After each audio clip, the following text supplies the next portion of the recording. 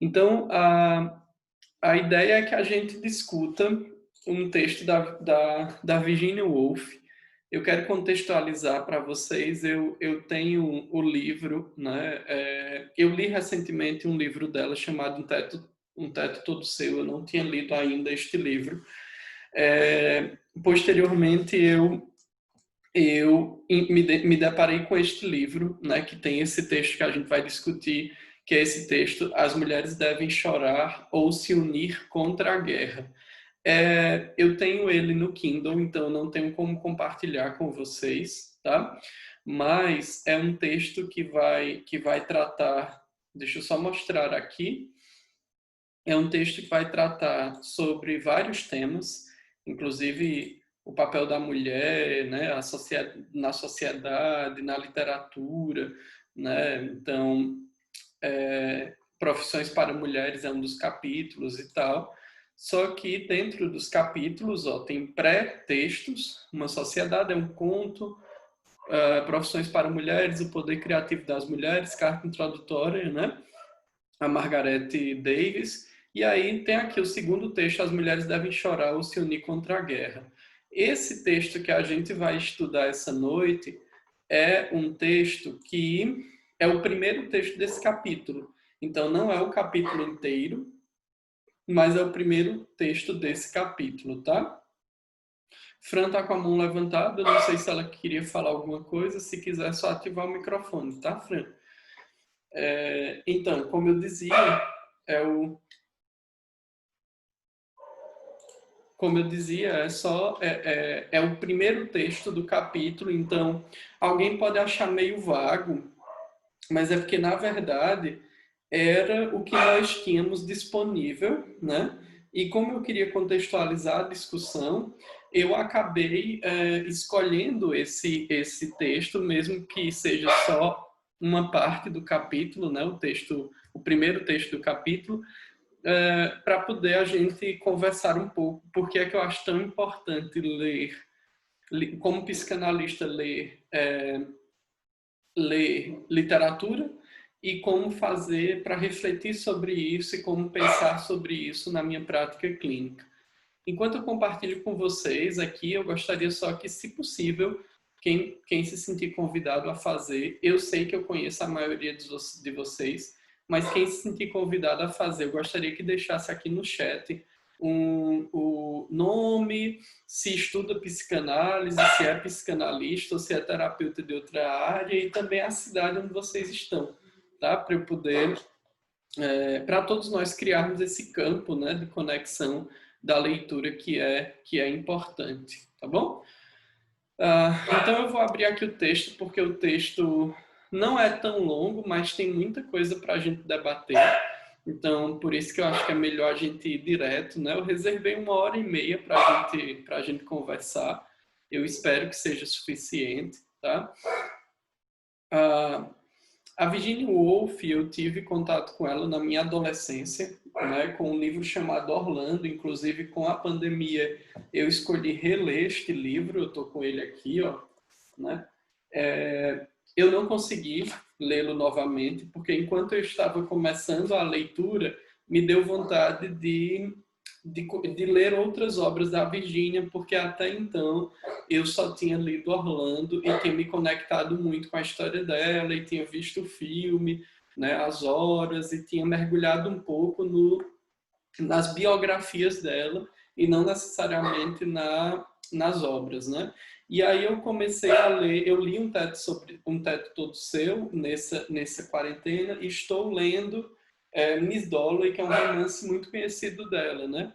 É óbvio que, como eu já ouvi muita coisa sobre a Virginia, já li muita biografia e tal, acaba que eu já conheço, né, em partes, Miss Dalloway, assim, eu sei do que se trata, do que fala, né, então meio que não é tanta novidade assim, mas a experiência é única, né, de vivenciar o texto, né, e de ler o texto, tá? Tem mais gente chegando aí, tá? Sejam todas bem-vindas. Ok. Bom, muito bom receber vocês. Eu ainda não vi aqui no chat, tá? Então, quem puder, comenta no chat o nome, a cidade que está e também o nome, a cidade que está e também se está estudando, né? Se é psicanalista, enfim, se está estudando para a psicanálise ou se é terapeuta de alguma área, tá? Ok. Então vamos lá. Então, quem é Virginia Woolf, né? Virginia Woolf inclusive,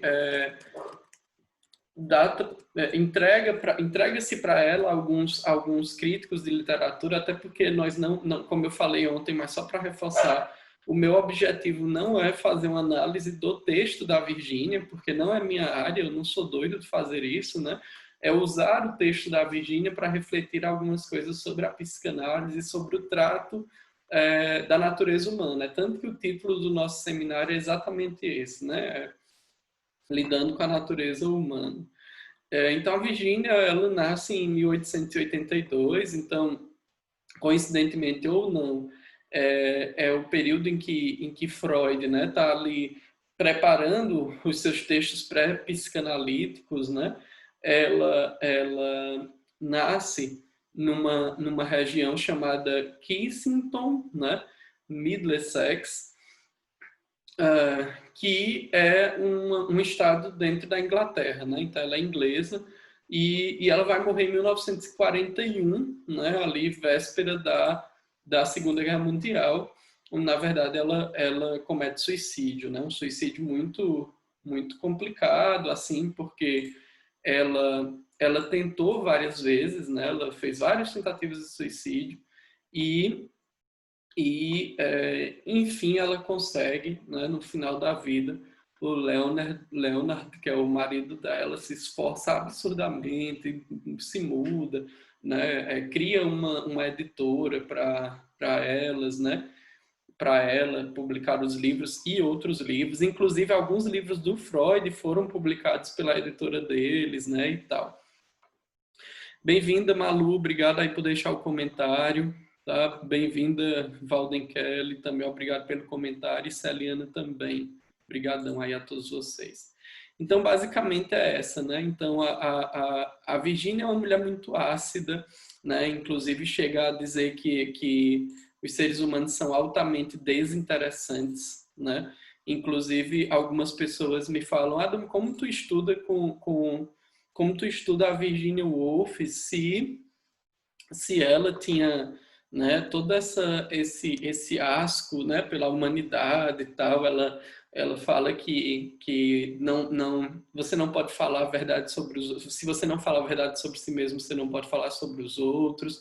Enfim, né? Então ela tem toda essa acidez na escrita, mas na verdade, na minha opinião, ela não disse nada de oposto à natureza humana. Na verdade, é o contrário. Eu acho que ela mergulhou muito na natureza humana e percebeu realmente que as questões, principalmente do cotidiano, são extremamente banais, né? Então ela levanta essa questão. E como eu dizia antes da gente ler o texto, ela ainda traz essa reflexão, né? Alguns literários atribuem a ela talvez ter sido... Rosane, você está colocando no privado, se você puder colocar para todos lerem, eu agradeço, tá? Então, como eu dizia, muitos autores colocam ela como talvez o primeiro discurso feminista que a gente tem em relato, né? Um teto todo seu. É basicamente nessa linha o papel da mulher na ficção, né? Ao escrever ficção ou na literatura como um todo. Então é um livro fantástico, assim, né? E esse que eu estou lendo agora, que é As Mulheres Devem Chorar ou Se Unir contra a Guerra, também é um texto muito bom, muito legal. Só que aí eu nem tenho tempo, né, de discutir com vocês, porque eu quero traçar algo objetivo aqui. E aí eu selecionei só essa carta, que é o primeiro texto, só reforçando para quem chegou depois, é o primeiro texto desse capítulo, né, que se chama As Mulheres Devem Chorar ou Se Unir contra a Guerra. Tá bom? Perdão, esse segundo texto, que é do livro que tem como título três... Enfim, tem esse mesmo título, mas tem 3 textos, né, com várias discussões, como eu mostrei aqui no início, tá? Tem os pré-textos, o texto e os pós-textos. Beleza, vamos lá. Então, Inédito no Brasil, esse é um texto que está no site, né? Eu não sei, foi com a referência aqui, né? Então, eu peguei de um site. Então, se vocês quiserem ver esse texto, né? Está disponível. Inéditos no Brasil.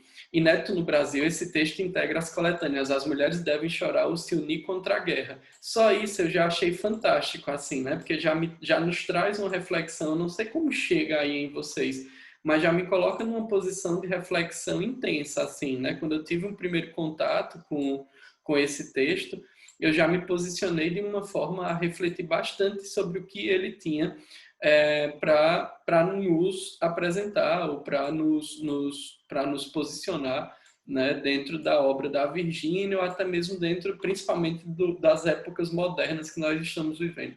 Lançado neste mês pela editora Autêntica. O trecho foi originalmente publicado em 1938, né? Então a primeira publicação foi nesse período no livro Três Guinéus, no qual Virginia Woolf desenvolve o argumento de que existe uma estreita conexão entre o masculino e o militarismo, entre patriarcado e regimes ditatoriais. Então ela vai traçar uma reflexão, né, literária sobre o motivo de enxergar na natureza humana, né, dentro do militarismo, esse masculinismo, né, eu acho muito curioso quando ela coloca isso, porque ela não coloca necessariamente assim, somente homens, né, mas há essa masculinidade dentro do militarismo e uma relação direta, uma conexão direta entre patriarcado e regimes ditatoriais.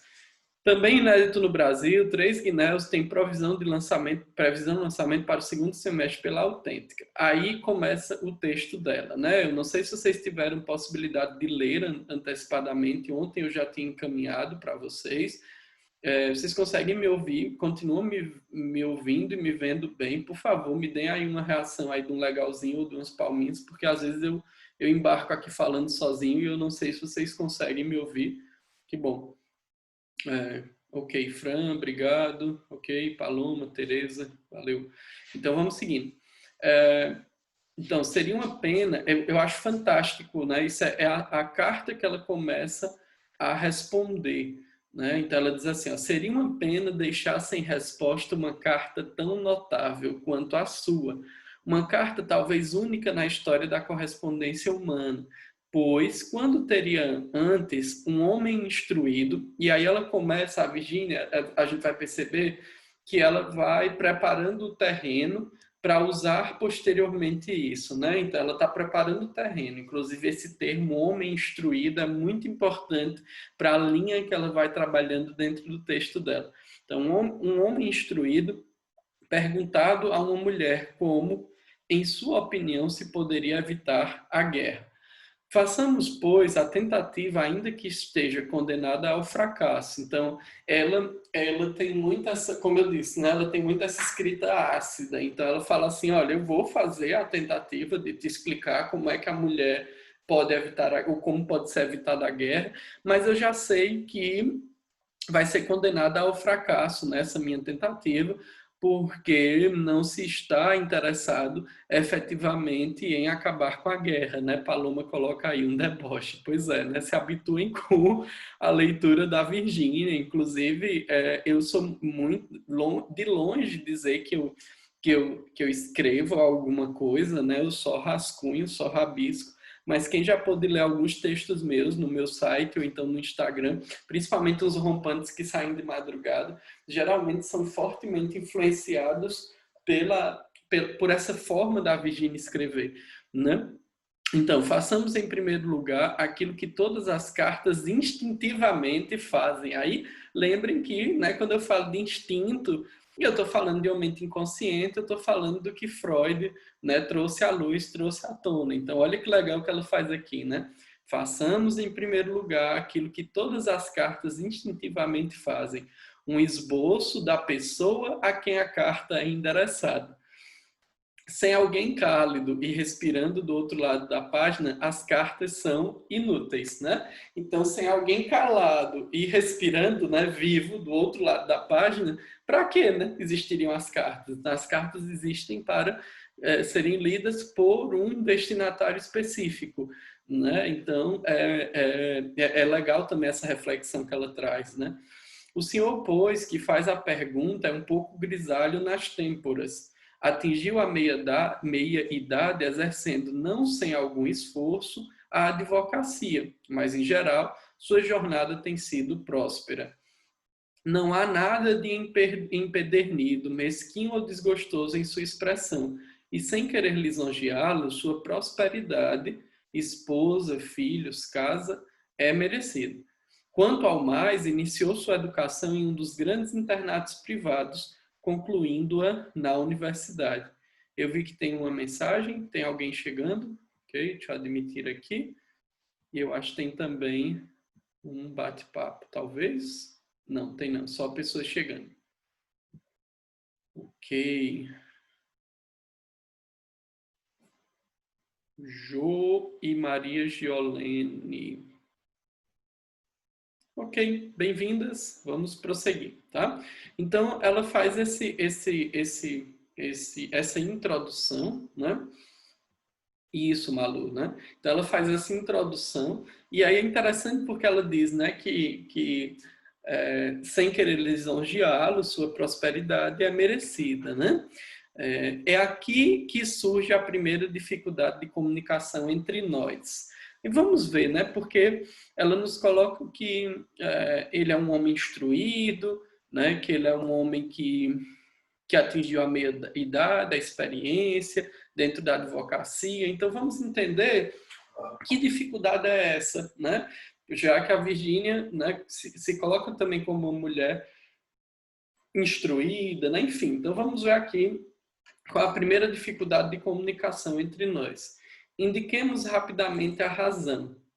Nós dois viemos do grupo que, nesta época de transição, na qual, embora a descendência seja mista, as classes ainda permanecem fixas. Nós estamos falando, o texto foi publicado em 1938, mas não há consenso em quando for escrito. Então, vamos pensar que a gente está falando no início do século XX, né? Onde ela fala assim, que já existe uma flexibilidade nas classes sociais, né, no que diz respeito às descendências, mas as classes ainda estão fixas, os ricos continuam ricos, os pobres continuam pobres, e, na verdade, eu quero ser bem honesto com vocês, eu não sei o quanto mudou, né, porque recentemente eu fiz um vídeo sobre isso, que inclusive algumas pessoas se incomodaram e tal, e até vieram me questionar e dizer assim, mas e se eu desejar muito ser rico e quiser, né, construir, existem histórias, né, o pessoal argumentando, existem histórias que a pessoa foi lá e se dedicou o suficiente e ficou rico. Ora, eu tenho muito medo desse discurso do merecimento, né, porque até para que você conseguisse construir esse caminho, você teve que ser assessorado por uma série de recursos que talvez você sequer tenha percebido, né? E efetivamente, não há no Brasil ninguém que consiga subir até a classe social mais rica, que ainda hoje é concentrada em 5 famílias, né? A maior renda do Brasil é concentrada na mão de 5 ou 6 famílias, que são as famílias que são proprietárias dos bancos, né? E tal. Então, sim, hoje em dia existe uma transição muito mais óbvia entre as classes sociais, isso eu concordo. As classes, elas não se delimitam tanto mais, elas são muito misturadas, inclusive neste mês mesmo a Folha fez uma tabela em que encaixa que os brasileiros que faturam mais de 5 mil reais por mês já podem ser considerados ricos, independente da região, então houve toda uma contestação sobre isso, mas o fato é que a gente, como eu disse, né, eu vou fazer uma leitura da Virginia Woolf nesse texto, fazendo um paralelo com o momento atual e com a natureza humana. Então, o fato é que me parece que hoje... Boa noite, Jolene, seja bem-vindo. Me parece que o fato hoje é que essa flexibilidade ainda é muito mais à mostra, né, do que era na época em que a Virgínia viveu, mas ainda tem essas classes que permanecem fixas, né? Vamos continuar a leitura. é conveniente chamar de classe instruída. E aí, então, a Virgínia diz, olha, nós fazemos parte da mesma classe, né? Não da mesma classe social no quesito financeiro, mas nós fazemos parte da mesma classe que se denomina uma classe instruída, que foi a faculdade, que tem acesso aos livros, enfim, né? Quando nos encontramos pessoalmente, falamos com o mesmo sotaque e conseguimos manter, sem muita dificuldade, uma conversa sobre as pessoas e a política, a guerra e a paz, o barbarismo e a civilização. Questões todas, na verdade, sugeridas por sua carta. Veja que interessante, né? Então, ele diz assim, quando a gente se encontrou, a gente falou o mesmo sotaque. Isso é muito importante, porque por exemplo, eu viajava antes da pandemia com muita regularidade. E quais eram as cidades que eu ia com regularidade? Fortaleza, São Paulo e Chapecó.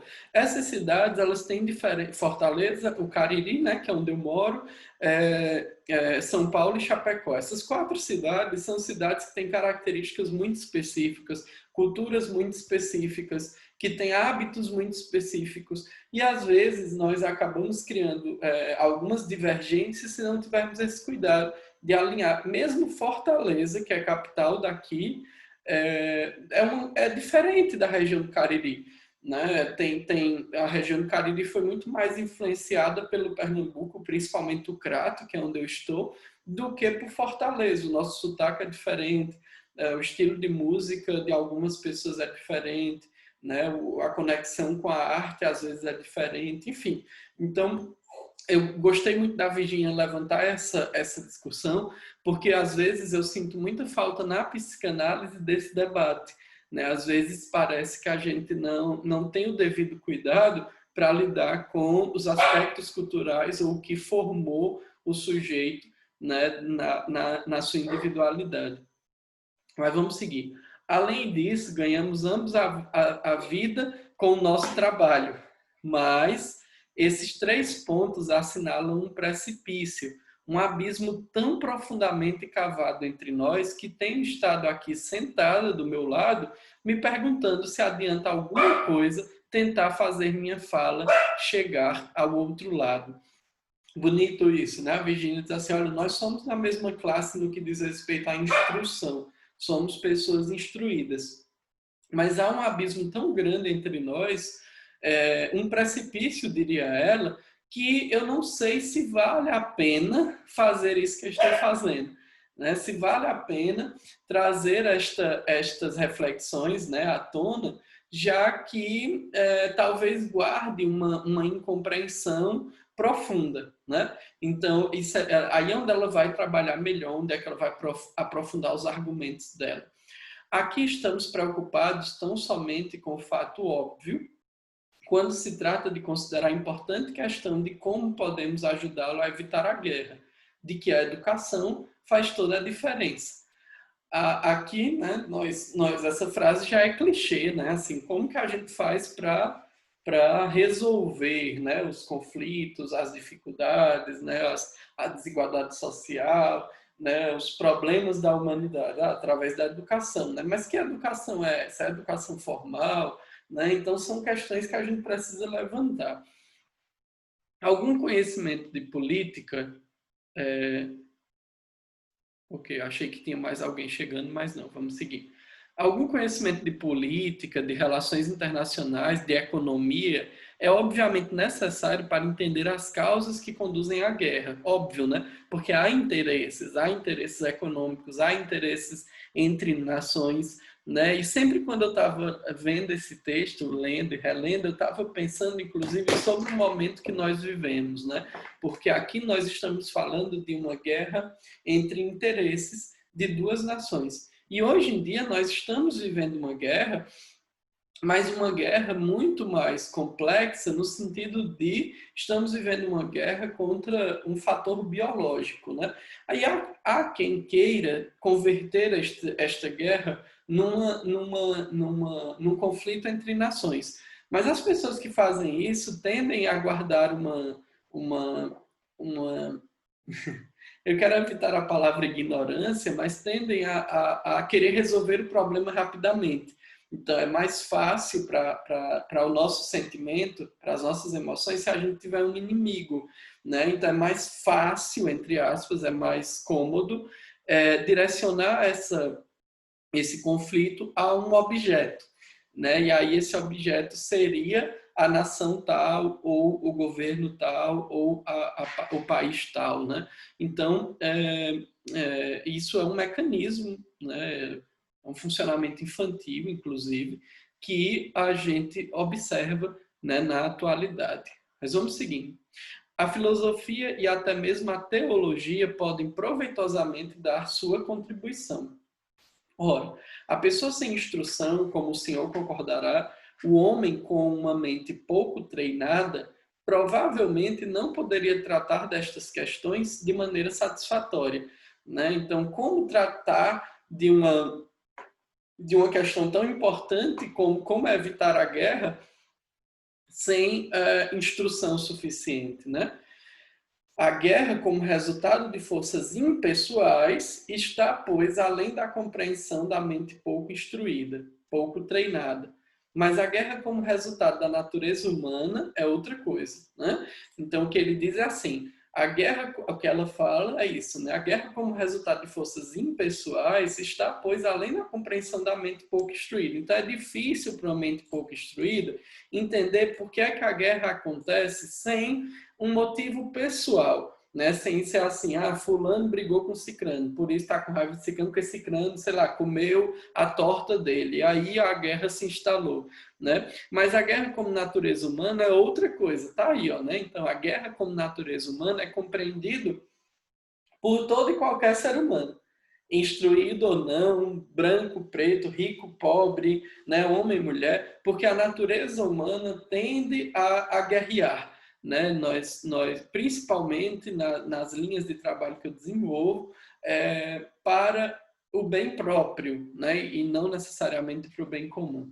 Não acreditasse o Senhor que a natureza humana, as razões, as emoções do homem e da mulher comum conduzem à guerra, não teria escrito pedindo nossa ajuda. Então, diz assim, ó, se você não acreditasse que a natureza humana, né, as emoções do homem e da mulher conduzem à guerra, você não teria me escrito, né? Porque o que a Virgínia fazia era, né, apresentar com riqueza de detalhes as emoções humanas em romances, em livros, em contos, em textos, né? Então, ela diz assim, olha, você também acredita que as emoções humanas que as emoções humanas fazem parte disso, né? Que as emoções humanas estão, de alguma forma, influenciam a guerra.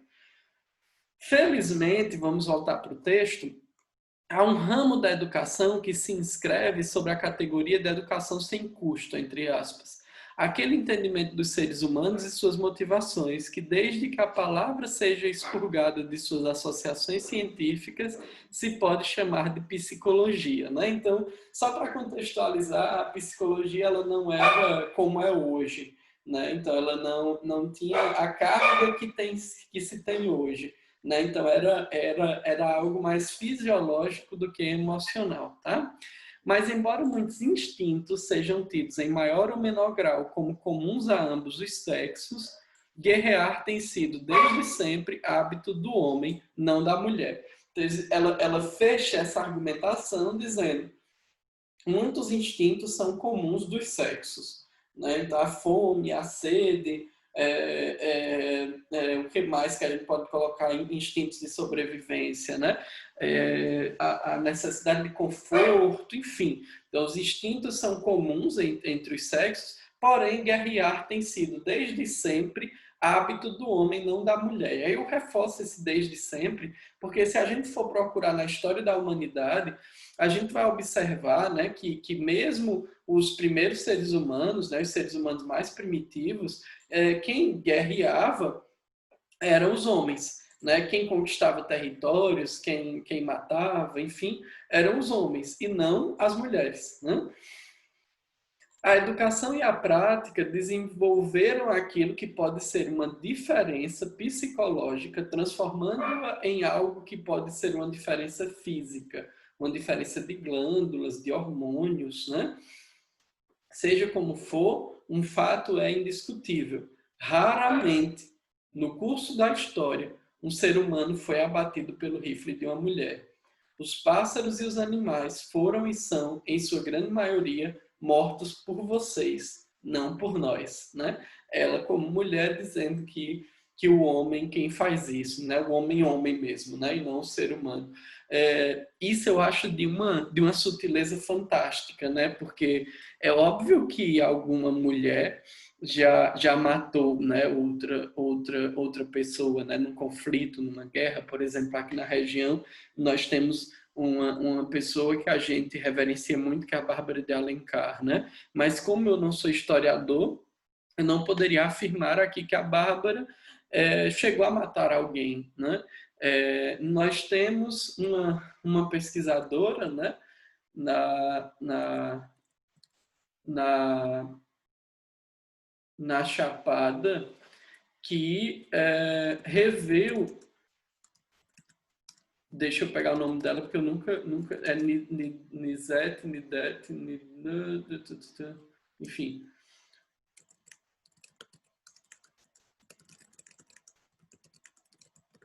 Na Serra da Capivara, né, tem a arqueóloga, deixa eu localizar aqui o nome dela, que ela também anda armada, que ela também se envolveu em conflitos para conseguir Nidete Guidon, né, aqui na Chapada,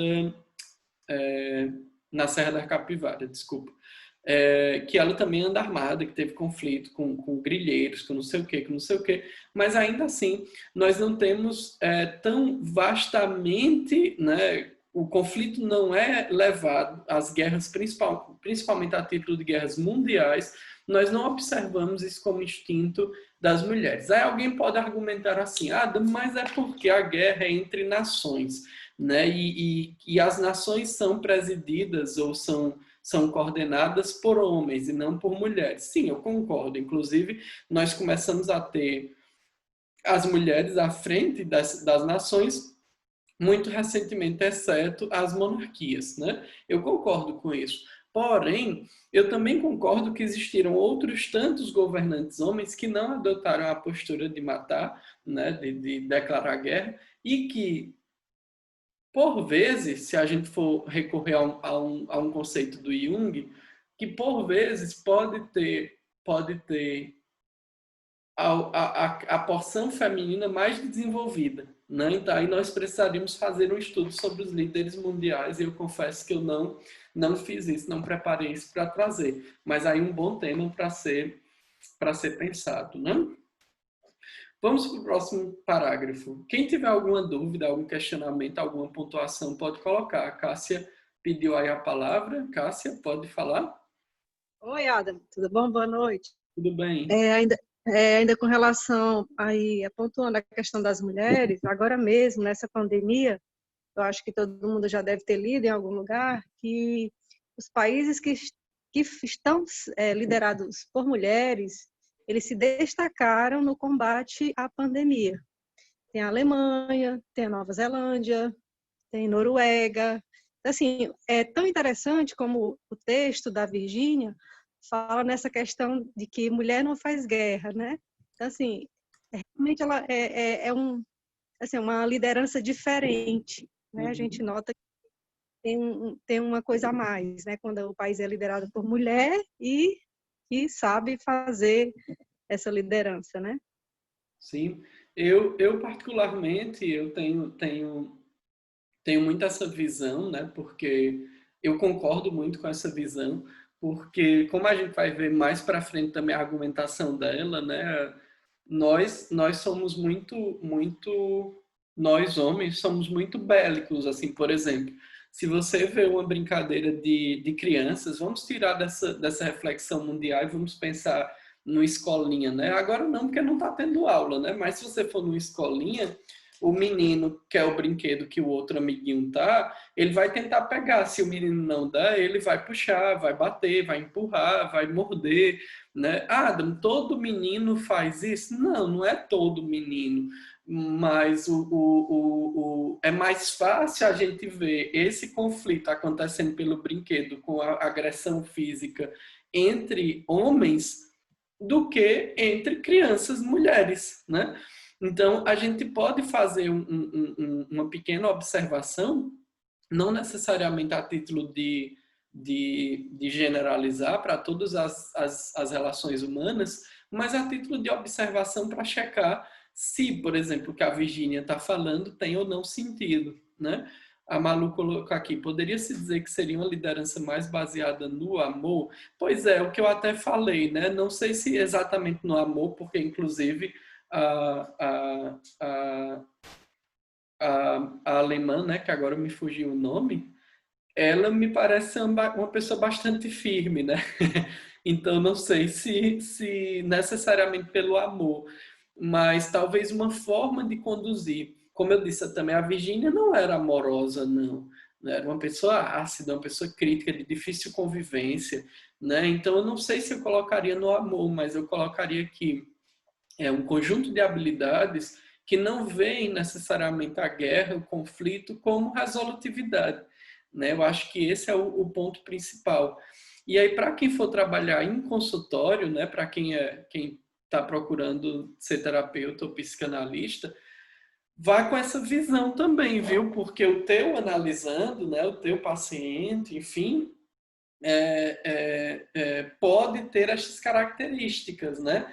De querer resolver aquilo que está vivendo como uma espécie de guerra, como uma espécie de conflito, e uma mulher encontrar outras soluções ao ponto, inclusive, até de deixá-la no conflito por mais tempo. Né? Então, isso é muito curioso, assim, como a gente pode aproveitar esta observação, né, dos nossos impulsos, dos nossos instintos, para trabalhar, né, com o outro. Mas vamos seguindo aqui. Então, como, pois, vamos compreender o seu problema e, se não conseguirmos, como poderemos responder sua pergunta sobre como evitar a guerra? A resposta baseada em nossa experiência e nossa psicologia, por que guerrear? Então, é algo muito interessante, a Virginia vai construindo uma linha de pensamento assim. Antes de dizer como evitar a guerra, vamos nos questionar por que a guerra é tão importante. E isso é um exercício muito psicanalítico, né? Esse olhar para outro lugar, enquanto a pessoa está nos apresentando, né, aquilo que faz sofrer. Não é uma resposta que tem a mínima utilidade para vocês. Obviamente há para vocês alguma glória, alguma... Veja, quando ela diz vocês, ela está se referindo aos homens, tá? Obviamente, há para vocês alguma glória, alguma necessidade, alguma satisfação em guerrear, que nós nunca sentimos ou de que nunca extraímos prazer. Engraçado esse comentário que ela faz, eu estou vendo que está tendo chat aí, eu leio já, tá? Ela diz assim, ó, para vocês homens há uma necessidade, uma satisfação em guerrear que nós nunca sentimos ou de que nunca extraímos prazer. Ou seja, ela fala que as mulheres podem até sentir essa satisfação, né, essa glória, mas não consegue extrair prazer, como se dissesse assim, eu poderia ter sentido essa satisfação de uma outra forma, né, não apenas por esse caminho. Uma completa compreensão só poderia ser alcançada por transfusão de sangue e transfusão de memória, um milagre ainda fora do alcance da ciência, né? Então a Virgínia coloca isso, assim, eu só, como mulher, eu só conseguiria entender o que vocês sentem ao guerrear, né? Essa satisfação, se fosse possível transferir, né? Fazer uma transfusão não somente de sangue, mas também uma transfusão de memória, né? Mas nós que vivemos agora temos um sucedâneo para a transfusão de sangue e a transfusão de memória que deve servir em caso de necessidade. Há aquele maravilhoso, perpetuamente renovado e até agora amplamente inexplorado recurso para compreender as motivações humanas que é proporcionado em nossa época pela biografia e pela autobiografia e pelos jornais diários, né? Então ela diz assim, olha, então, já que a gente não pode transferir memória, então vamos pensar aqui, vamos fazer uma avaliação da biografia, da autobiografia e dos jornais diários, tá? Vou só terminar de ler esse parágrafo e olha aí o chat. É a biografia, pois, que nos voltaremos em primeiro lugar, rápida e brevemente, para compreender o que a guerra significa para vocês, homens. Então, né, então ela diz assim, olha, vamos usar a biografia, né? A história de determinados ícones para a gente poder argumentar, né? Fazer essa linha de argumentação que a Virgínia vai procurar construir. Deixa eu ver o chat para eu poder fazer o comentário restante do texto. A Cássia diz, homens são mais explosivos, acho. Vejam o nosso exemplo. As mulheres usam mais de diversidade da visão masculina e feminina. Particularmente, né, como um psicanalista influenciado por Jung, eu penso muito que todo ser humano tem as duas porções, né, o que Jung vai chamar de ânima e ânimos.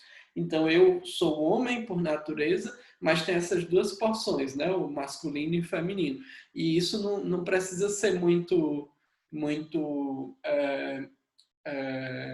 paz e amor para entender essa lógica, não, né? Para o feto se desenvolver, é necessário uma carga genética do homem e uma carga genética da mulher. Então, parte da minha célula é masculina, do meu pai, parte das minhas células é feminina, da minha mãe.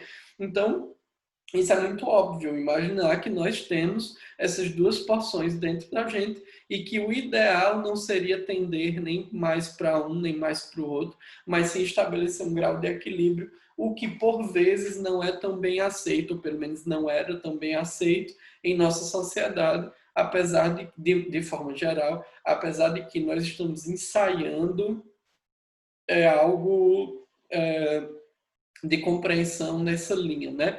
Eu me lembro, por exemplo, que na minha adolescência saiu uma indignação porque um determinado jogador de futebol da Inglaterra, né, o David Beckham, ele se cuidava, ele fazia sobrancelha, enfim, se cuidava, passava cremes no rosto e tal e tal. E na época eu me lembro, né, de escola que surgiu até um termo, se não me falha a memória, metrosexual, algo assim, de alguém que se cuida, né? Principalmente um homem que se cuida.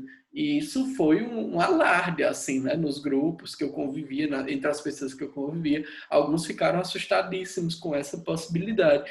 E veja o quanto a gente já avançou, né? Eu estou falando ali a virada, né, no início do século, no ano 2000, e veja o quanto a gente já avançou, né? Hoje, para algumas pessoas isso é um absurdo, mas para grupos, né, a nível de coletividade, virou algo comum, como a Malu está falando, né? Então, me parece que é possível equilibrar algumas coisas. Eu não estou dizendo, cuidado para não interpretar mal minha fala, eu não estou dizendo que se cuidar, por exemplo, é algo específico de mulheres. Não, não é isso. Assim, estou desenvolvendo meu lado feminino porque isso. Não, não é isso não.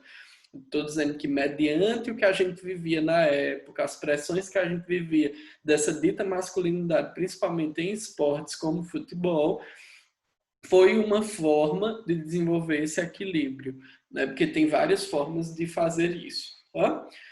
Vamos voltar para o texto. Em primeiro lugar, isto da vida de um soldado, tive a mais feliz das vidas. É como se fosse o soldado falando, tá? Tive a mais feliz das vidas que se pode ter e sempre trabalhei em prol da guerra. E agora entrei na maior de todas, na flor da idade para um soldado. Graças a Deus partimos dentro de 1 hora. Que regimento magnífico! Que homens, que cavalos! Dentro de 10 dias, espero, Francis e eu estaremos cavalgando lado a lado em direção aos alemães.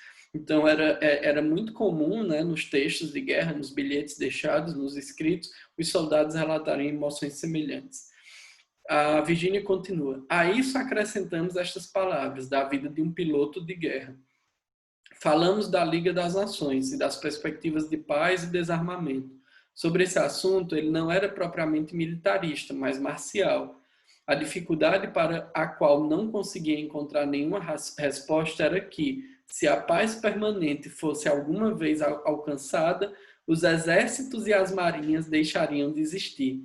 Não haveria nenhum meio de vazão para as características viris que as batalhas desenvolveram. E a constituição humana e o caráter humano acabariam por se deteriorar, né? Olha que processo forte, né? Nessa argumentação de um piloto de guerra, ele chega a afirmar que a paz, né, constante, a paz permanente, poderia acabar com a constituição humana, porque não teríamos mais como dar vazão a essas características viris, né? Como encontrar uma válvula de escape para essas características viris, como se nós, homens, fôssemos determinados ao conflito e que usássemos a guerra para isso, né? Usássemos a guerra para extravasar isso. Isso é uma visão muito curiosa e muito interessante, é uma posição da Virgínia muito interessante, porque acabei de aceitar aqui, viu, Fran? Porque, nossa, assim, ainda hoje, mesmo depois de tanto desenvolvimento, a gente titubeia nesse aspecto, né? Ainda tem pessoas que querem argumentar que são agressivas, que são violentas, porque não sabem lidar com as próprias emoções, né? Como se elas fossem acumulando e aí, pá, né? E explode. Nossa, principalmente homens, alguns homens mais violentos, mais agressivos, querem se usar desse discurso, né? A única coisa boa disso tudo é porque a gente pode assistir isso, né, em cadeia nacional acontecendo, né? Determinadas respostas a determinadas situações. Para quem estuda psicanálise, é muito curioso observar, né, algumas coisas que têm acontecido. Mas, enfim, vamos lá. Aqui, pois, estão 3 motivos que levam o sexo que o Senhor representa a lutar, no caso, os homens, né? A guerra é uma profissão, então esse é o primeiro motivo. E é fato, né? Assim, é através da guerra em que se produz armamento pesado, nós temos, né, vários grupos que são dedicados para a guerra, né? Então, o exército, a marinha, a aeronáutica, eles existem, eles funcionam fazendo outras coisas. Mas a essência deles é proteger a nação, em caso, né, de combate. Então, é uma profissão, uma fonte de felicidade e grandes emoções, como a gente já viu em relatos anteriores. E também um meio de vazão das características viris, sem as quais os homens se deteriorariam. Mas esses sentimentos e opiniões não são, de modo algum, universalmente partilhados pelo sexo que o Senhor representa.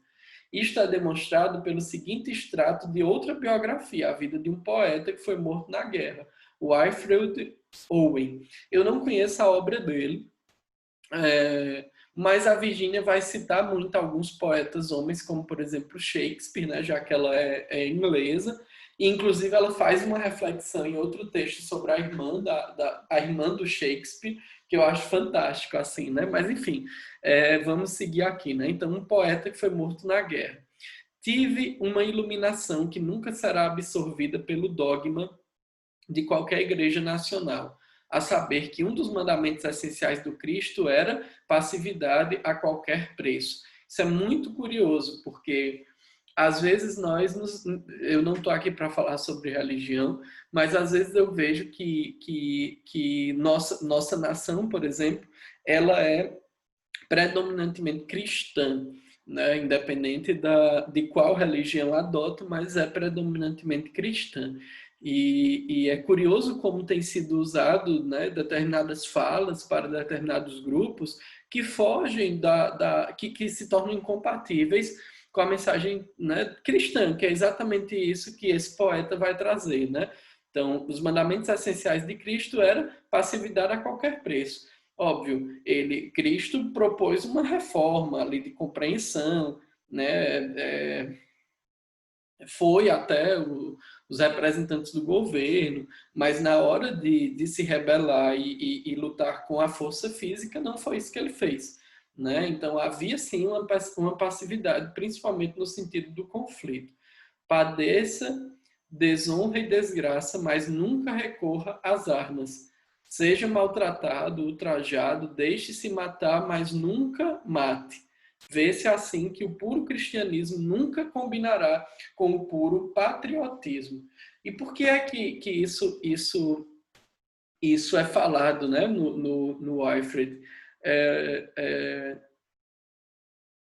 Porque o patriotismo vai justamente dessa lógica de que a minha nação é melhor do que as outras e, se necessário for, eu vou matar todo mundo. Então não faz sentido, né? Não, é incompatível essa reflexão, né? É incompatível essa postura.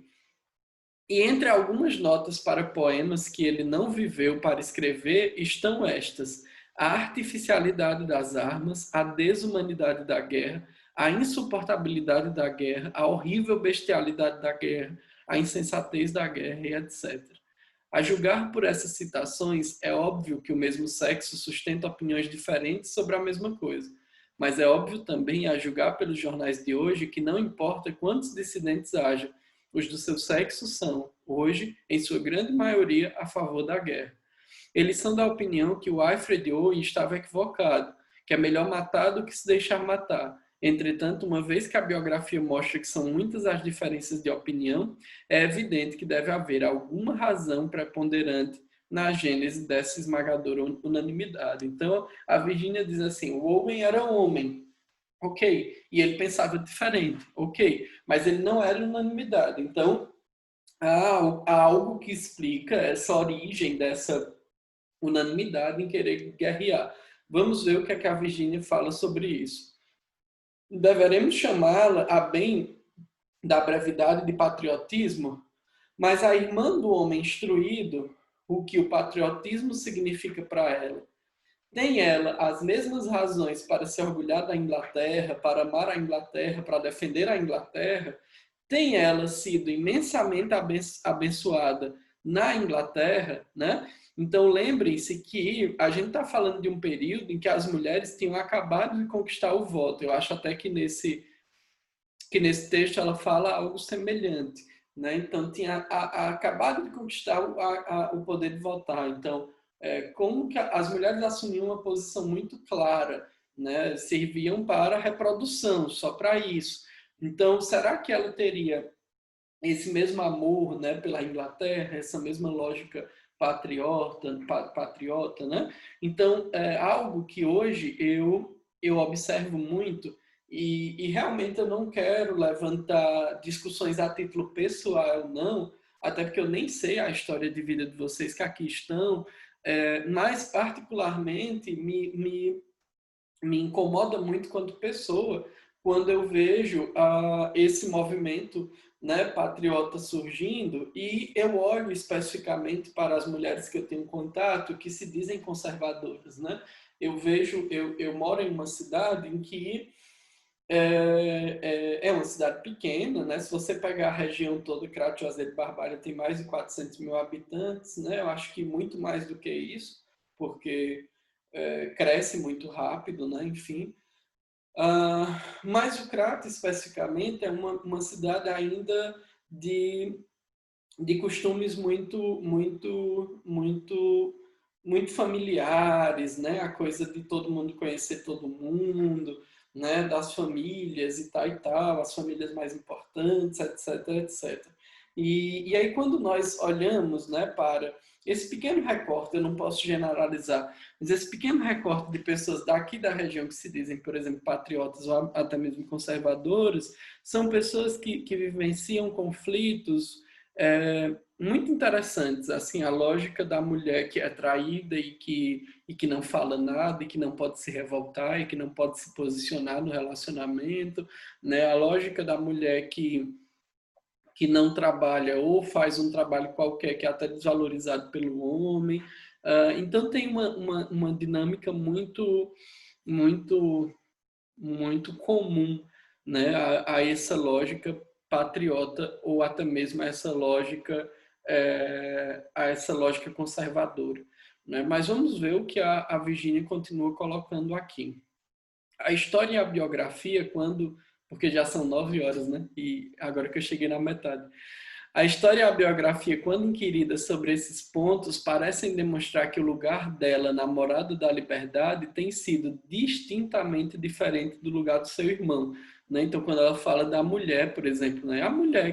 A irmã, né? Deste homem que gosta de guerrear, né? O lugar dela na liberdade tem sido diferente do lugar do seu irmão. E a psicologia parece sugerir que a história não deixa de ter seus efeitos sobre a mente e o corpo, Portanto, a interpretação que ela faz da palavra patriotismo pode muito bem diferir da dele. E essa diferença pode fazer com que se torne extremamente difícil para ela compreender a definição de patriotismo dada por ele e os deveres que ele impõe. Parece óbvio que pensamos diferentes por termos nascido diferentes. Há um ponto de vista do soldado e do piloto de guerra, um ponto de vista do Wilfred Owen, o ponto de vista do patriota e o ponto de vista da filha de um homem instruído. O próprio clero, que faz da moralidade sua profissão, nos dá conselhos divergentes. Sob algumas circunstâncias é certo guerrear, sob nenhuma circunstância é certo guerrear, né? Então, conselhos diferentes sobre essa situação de guerrear ou não.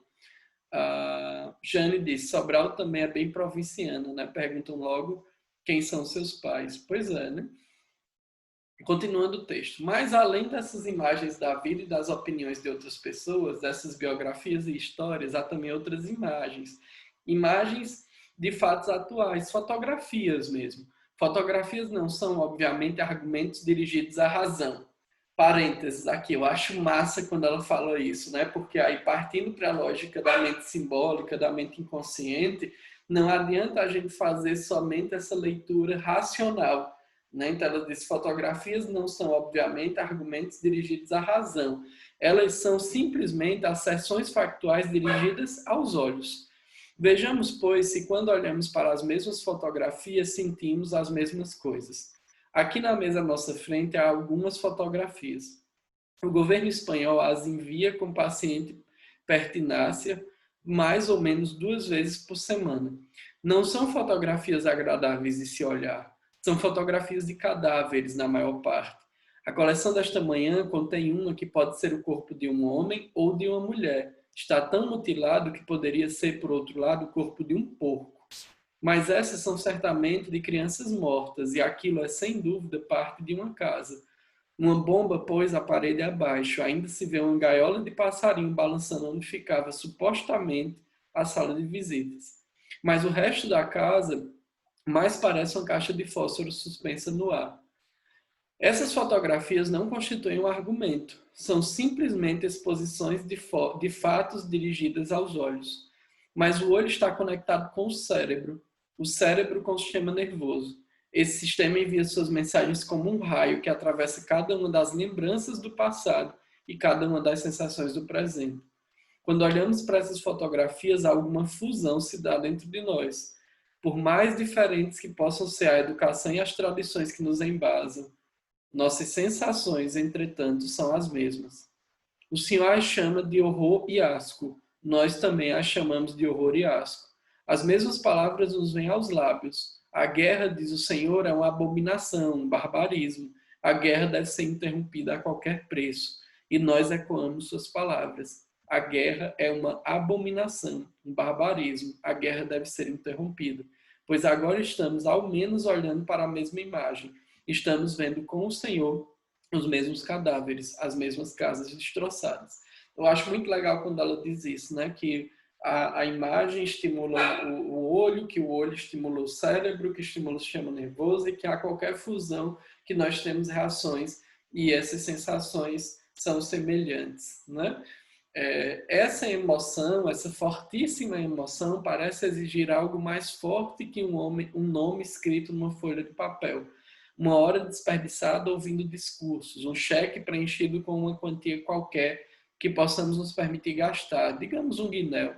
Algum método mais enérgico, algum método mais ativo de expressar nossa crença de que a guerra é bárbara, de que a guerra é desumana, de que a guerra, como disse Owen, é insuportável, horrível e brutal, parece ser necessário.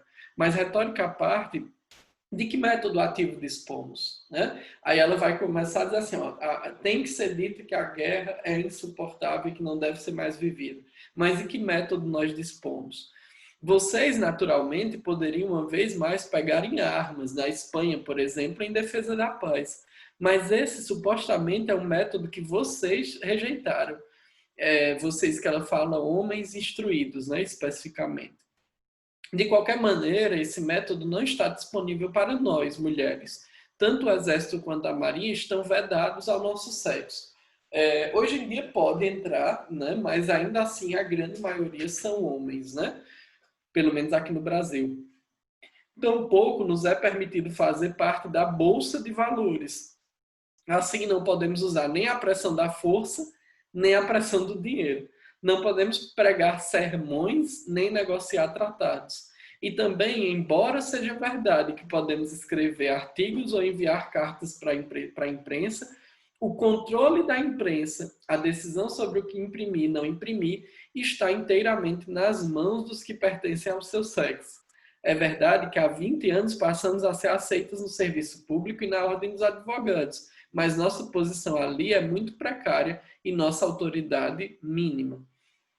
Não apenas somos incomparavelmente mais fracas do que os homens de nossa própria classe, somos mais fracas do que as mulheres da classe operária. Se as operárias do país dissessem, se forem à guerra, nós nos recusaremos a fabricar munições ou a ajudar na produção de bens, a dificuldade de entrar em guerra aumentaria consideravelmente. Mas mesmo que todas as filhas dos homens instruídos deixassem de utilizar seus instrumentos de trabalho amanhã, nada de essencial, seja na vida da comunidade, seja no esforço bélico, seria perturbado. Então a Virgínia diz assim, olha, nossa classe de mulheres instruídas é ainda pior, porque nós não temos nem a força, diz assim, na força de trabalho, diz assim, não vamos montar o armamento, né? E que se elas parassem do que faziam, né? De escrever, de refletir, de pensar, né? De publicar, nada aconteceria na sociedade da época, né? Nossa classe é a mais fraca de todas as classes do Estado Nacional. Não temos nenhuma arma com a qual fazer valer nossa vontade. Nenhuma arma a não ser uma influência ilusoriamente indireta, o arduamente conquistado voto e uma outra. Por alguma razão nunca satisfatoriamente explicada, o direito ao voto em si, de modo algum desprezível, estava misteriosamente associado a outro direito, de um valor tão grande para as filhas dos homens instruídos, que praticamente todas as palavras do dicionário foram por ele transformadas, inclusive a palavra influência. O senhor não julgará que essa afirmação é exagerada, se explicarmos que ela se refere ao direito de ganhar a própria vida, né? Então, até essa palavra, ao entrar no dicionário, passou pelo crivo de um homem. Esse texto mexeu muito comigo, porque eu acho que não é algo a ser pensado somente a título de homens e de mulheres, né? Eu acho que é importante pensarmos a título de sociedade mesmo, né? Eu realmente percebo que os homens, principalmente aqueles que não fizeram, eu vou tirar a palavra instruídos porque existem muitos homens instruídos que não fizeram esse caminho de desenvolver a sensibilidade. Nesse período que a Virgínia está se tratando, os homens mais instruídos também faziam uma espécie de viagem interna, também liam filosofia. Hoje nós temos homens instruídos tecnicamente, né, que nem sempre valorizam essas outras áreas do saber. Mas é esse o detalhe que eu acho importante para a nossa sociedade. Eu penso que fazer esta viagem, que encontrar determinados conflitos internos que são projetados para a realidade, né? Para o que está aqui fora, e se apropriar dessas guerras internas que nós vivemos, sem culpar ninguém aqui fora e sem projetar nada, né? Para quem está aqui fora, é um desafio que vai nos tornar humanos mais equilibrados, né? Humanos mais estruturados, mais fortalecidos. O fato é que nós vivemos uma crise atualmente que só a psicanálise, só aqueles que se interessam por estudar a natureza humana é que fazem parte, né? Que podem explicar essa crise do é assim pronto, né? Essa crise da opinião, né? Dizer assim, olha, isso aqui, esse espaço é meu e eu ofendo quem eu quiser, né? Tem gente que culpa as redes sociais, mas na verdade eu apenas vejo que as redes sociais fizeram com que isso ganhasse maior proporção, né? Mas essa verdade absoluta é algo que faz a nossa sociedade regredir. E nós, homens, somos convidados muito cedo pela mesma sociedade para estar nesse lugar, né? Nesse lugar de que é o homem quem deve saber, é o homem quem deve dizer, é o homem quem deve estar à frente, né? E enquanto que a mulher vai construindo esse espaço e vai se apropriando disso mais cedo do que a gente, é tanto que as mulheres, né, amadurecem emocionalmente mais cedo do que os homens a título, né, de vivenciar a adolescência. Eu colocaria como mulheres também pessoas que vivenciam, assim, não como mulheres, mas nesse grupo de amadurecimento, né, mais cedo, pessoas que estabeleceram um conflito com a sociedade, né? Negros, homoafetivos, transexuais, né? Pessoas que de alguma forma não se encaixam nesse modelo de sociedade ideal que a gente vem buscando desconstruir ao longo do tempo, né?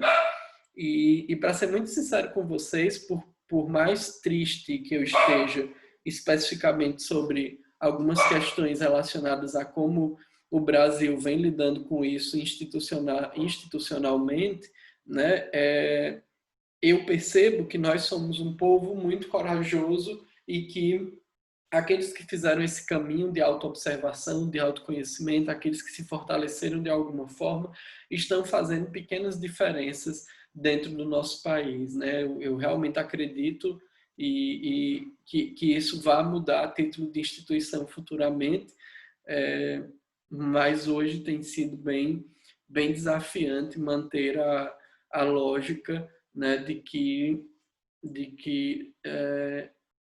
da não indignação, né? Eu diria isso. Assim, ora, tem período que eu me afasto, né, das notícias e tal, porque a minha indignação se torna muito presente e eu sou uma pessoa que quando vivencia emoções, seja elas quais forem, eu sempre me internalizo, né? Eu procuro refletir sobre que material meu aquilo disparou, aquilo mexeu, né? Então eu acabo me afastando um pouco de algumas notícias da modernidade, especificamente sobre algumas instituições no Brasil, né? Instituições públicas, inclusive governo, para que eu não me desestabilize tanto, né? Procurando isso somente em mim, porque tem muita coisa que eu poderia estar fazendo de maneira diferente, mas que, assim como a Virginia fala, né? Se eu me recusasse a fazer qualquer coisa a partir de hoje, passar, sei lá, 6 meses parado, algumas pessoas sentiriam falta, mas não teria grande efeito a título de mudança estrutural, né, naquilo que a gente está vivendo, que a gente tá fazendo. Eu espero com esse encontro que eu tenha estimulado vocês a lerem mais sobre literatura de maneira geral, não somente a Virginia Woolf, né, mas que eu tenha incentivado vocês, porque eu realmente acredito que a formação do analista ou do terapeuta, porque eu sei que tem várias pessoas aqui, passa por esse caminho, né? Antes de encerrar, eu quero só reforçar um convite, né? Essa semana eu estou começando a postar os materiais da minha formação em hipnose ericksoniana no meu ambiente de educação. Ainda tem vagas. Eu realmente quero que essa turma seja uma turma dedicada, né? O foco na formação da turma não tem sido feito apenas na questão da lucratividade, tanto que eu não estou divulgando abertamente. Se você olhar meu Instagram, não tem postagem sobre a formação, porque eu realmente quero que alguns alunos que já têm contato com o meu trabalho façam parte dessa primeira turma. Mesmo que todas as vagas não sejam preenchidas, eu vou preferir ficar com um número mais reduzido e que a gente possa focar e efetuar o trabalho, né? Mas se você receber esse convite, se você achar interessante, eu sei que financeiramente nem todo mundo, né, se programou para fazer investimento em uma formação, que é um valor mais alto. Por isso que eu estou organizando individualmente, estou conversando individualmente para ver o que é que a gente pode ajustar, o que é que a gente pode fazer por aqueles que quiserem participar dessa turma. O material já começa a ficar disponível nessa semana, mas efetivamente a data da primeira aula, né, do primeiro acesso ao ambiente, vai ser dia 31 de agosto. Eu escolhi intencionalmente por ser uma data significativa para mim. bom? Caso você queira fazer parte, é um ambiente em que você vai ter aulas gravadas, vai ter um encontro ao vivo por mês, vai ter um processo de cuidar de si mesmo, né, com meditações, com técnicas, enfim, com uma série de... É uma caminhada, né, que a gente está propondo durante 6 meses, mas que você fica com acesso livre até 1 ano. Aqui nós temos algumas pessoas que já estão inscritas, acho que a Tereza, né, algumas pessoas que eu vi entrando aqui. Mas é isso, pessoal. Eu torço para que você tenha aproveitado esse debate. A minha intenção é te incentivar a ler mais, não somente psicanálise, não somente a área que você já estuda, mas ler mais também outras áreas que vão nos construir, que vão se debruçar sobre a natureza humana, né? Filosofia, literatura, são áreas que nos ajudam bastante. Um forte abraço para todos vocês, eu agradeço a presença, né? E em breve mantenham a atenção, inclusive no Instagram ou no grupo, né? Para quem está no grupo de supervisão, para que a gente vá promovendo um outro encontro como esse, um debate de um texto ou até mesmo uma aula, né? De algo que a gente possa contribuir. Combinado? Um forte abraço a todos vocês, tenham um ótimo descanso e encerramos por aqui. Boa noite.